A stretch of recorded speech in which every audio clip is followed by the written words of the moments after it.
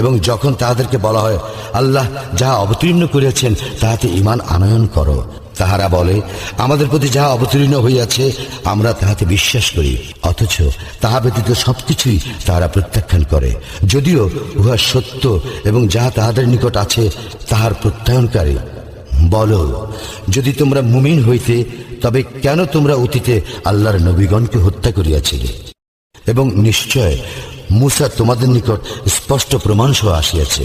তাহার পরে তোমরা গোবৎসকে উপাস্যরূপে গ্রহণ করিয়াছিলে, আর তোমরা তো জালিম।